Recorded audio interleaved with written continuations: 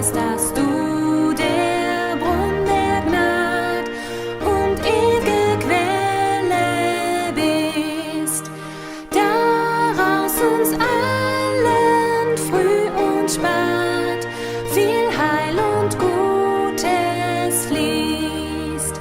Was sind wir doch, was haben wir auf dieser ganzen Erd, dass uns, o Vater, nicht von dir allein gegeben wird?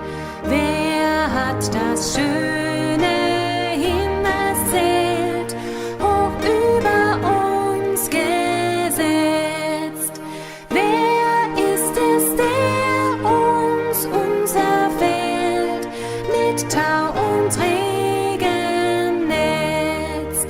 Wer wärmet uns in Kalt und Frost? Wer schützt uns vor dem Wind? Wer macht es, dass man Öl und Most zu seinen Zeiten findet? Wer gibt uns Leben und Geblüt? Wer hält mit seiner Hand den güldnen Werten, edlen Fried in unserem Vaterland? Ach Herr, mein Gott, das kommt von dir. Du musst alles tun. Du hältst die Wacht an unserer Tür und lässt uns sicher ruhen. Du nährest uns von Jahr zu Jahr, bleibst immer fromm und treu und stehst uns, wenn wir in Gefahr geraten, treulich bei. Du strafst uns Sünder mit Geduld und schlägst nicht allzu sehr. Ja, endlich nimmst du unsere Schuld und wirfst sie in das Meer. Wenn unser Herz seufzt und schreit, wirst du gar leicht erweicht und gibst uns, was uns hoch erfreut und dir zur Ehr gereicht.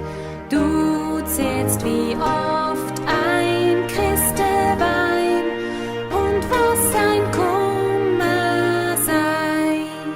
Kein Zehr und Tränlein ist so klein, du hebst und legst es bei. Du füllst des Lebens Mangel aus mit dem, was ewig steht, und führst uns in des Himmels Haus, wenn uns die Erd entgeht. Wohl auf mein Herze, sing und spring und habe guten Mut. Dein Gott, der Ursprung aller Ding, ist selbst und bleibt dein Gut.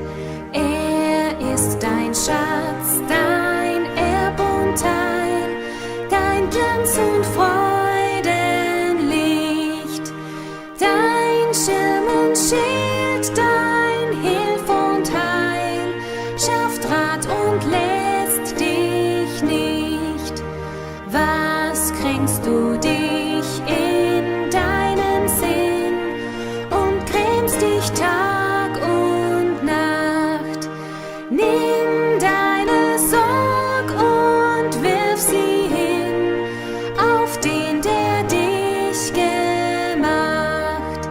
Hat er dich nicht von Jugend auf versorget und ernährt? Wie manches schwere